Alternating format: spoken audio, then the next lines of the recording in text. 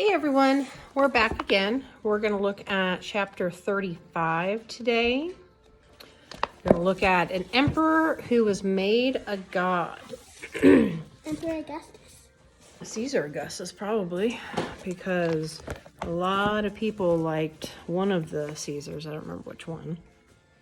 Okay, an emperor who was made a god in a child's history of the world. A person is famous who has a town or street named after him or her. Will you ever do anything great enough to have even an alley named after you? Well, with all the cricket machines now, you can definitely make your own road sign. Just suppose a month, one of the 12 months of the year, was given your name.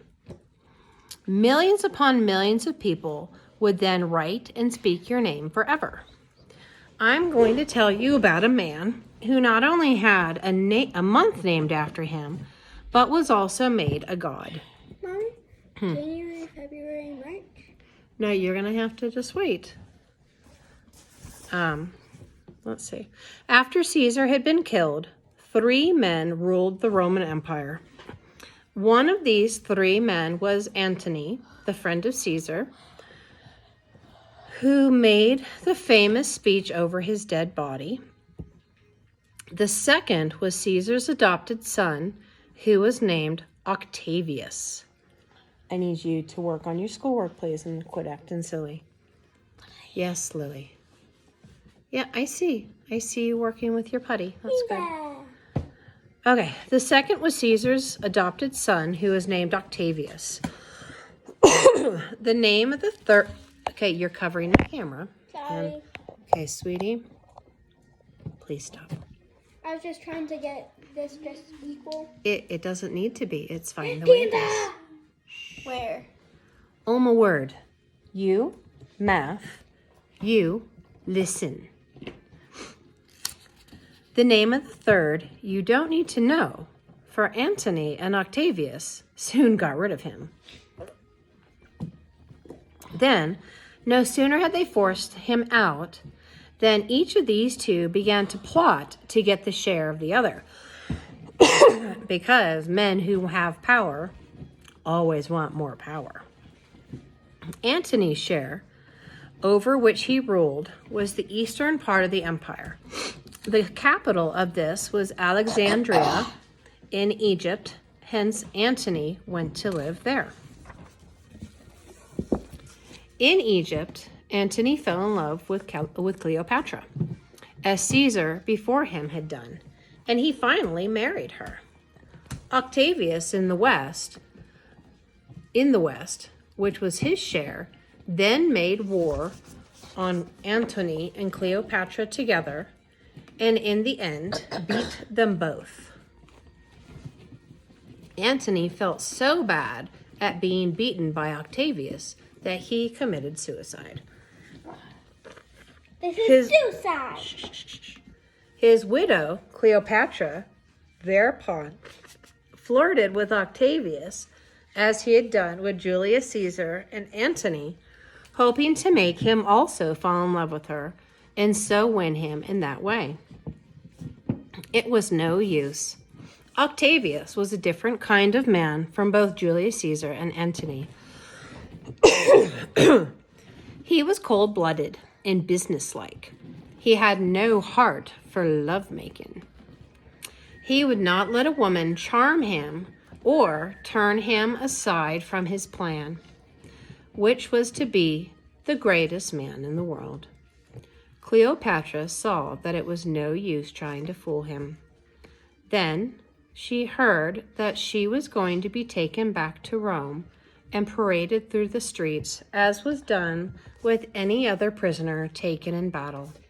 She could not stand such a shame as that, and so she made up her mind she would not be taken back to Rome. Now, in Egypt, there was a snake called an asp, which is deadly poisonous. Taking one of these asps in her hand, she uncovered her breast and let it bite her, and so she died. Apparently being bitten by an asp actually is very, very painful. Octavius, who is now ruler over all the country that belonged to Rome, and when he returned home to the city, the people hailed him emperor. He then gave up the name Octavius and named himself Augustus Caesar, which is like saying His Majesty Caesar. This was in 27 BC. Okay, so Lily, Augustus Caesar, what month do you think he was named after? August. Is your name Lily? Then mind your business and please do your math. So, what month, Lily?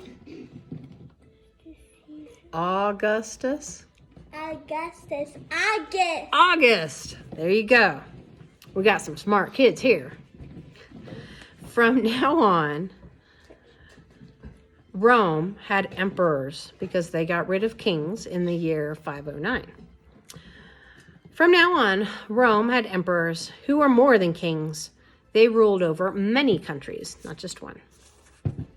Octavius, now with his name changed to Augustus Caesar, was only 36 years old when he became the sole master of the Roman Empire. Just a little piece. Rome was the great capital of the vast empire. Augustus set to work to make Rome a beautiful city. He tore down a great many of the old buildings made of brick and put up in their place a remarkable number of new and handsome buildings of marble. I bet that was a sight to see. One of the finest buildings in Rome, the Pantheon, was built. Pantheon means the temple of all the gods.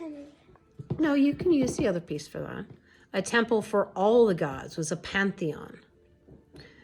Do not mix this with the Parthenon in Athens, for the two buildings are quite different. And though the name looks something alike and sounds something alike, they mean quite different things. Parthenon is for the goddess Athena Parthenos. Pantheon is from the two words pan and theon, which means all the gods. The Pantheon had a great dome made of brick and mortar. This dome is shaped like a bowl turned upside down. And in the very center of the top of the dome is a round opening called an eye. The open eye is the only window in the building, but through it, even on a cloudy day, enough light comes so that you can clearly see the whole handsome interior. So magnificent did the city become with all these wonderful buildings, and so permanently did it seem to be built that it is known as the Eternal City and is still spoken of. There was a public square in Rome called the Forum. Here, markets were held and the people came together for all sorts of things. Around the Forum were erected temples to the gods, courthouses, and other public buildings. The courthouse was something like the temple that the Greeks built, only the columns were put on the inside of the building instead of the outside. It's a poop. It's a poop That's awesome. You made poo. Yeah, no, that's not. Triumphal arches also were erected to celebrate great victories. When a conquering hero returned from the war, he and his army passed through such an arch in a triumphal parade. There had been in Rome a great amphitheater that is supposed to have held more people than any other structure that had ever been built. 200,000 people, it is said, or more than all the people who live in some good-sized cities. This was called the Circus Maximus. It was at last torn down to make room for other buildings. Mommy, what did you say for it? It was called the Circus Maximus. It was a great giant building that could hold over 200,000 people. It's a lot, huh? Another amphitheater was the Colosseum. but this was not built until some time after Augustus had died. It held about the same number as the largest stadiums in this country do today. No, you go ahead and play with that. I've got another one in my hand. Here were held those fights between men called gladiators and wild animals that I have already told you about. It is still standing, and though it is in ruins, you can sit in the same seats where the old Roman emperors did. See the dens where the wild animals were kept, the doors where they were led into the arena, and even bloody marks that are said to be stains made by the slain men and beasts. So many famous writers lived at the time of Augustus that this has been called the Augustan Age. How would I write that? Everything is 10,000? Yeah, it would be 10. Yes. No, that's only 1,000. So it would be 10, comma, 3 zeros. Nope, that's 4 zeros. There you go. Perfect. Okay, where was I? So many famous writers lived at the time of Augustus that this has been called the Augustan Age. 2 of these known Latin poets lived at this time. These poets were Virgil and Horace. Virgil wrote the Aeneid, which told of the wanderings of Aeneas, the Trojan, who settled in Italy, and was the great-great-great-grandfather of Romulus and Remus. Horace wrote many short poems called odes. They were long songs of shepherds and shepherdesses and songs of the farm and country life. People liked his songs, and many still named their sons after him.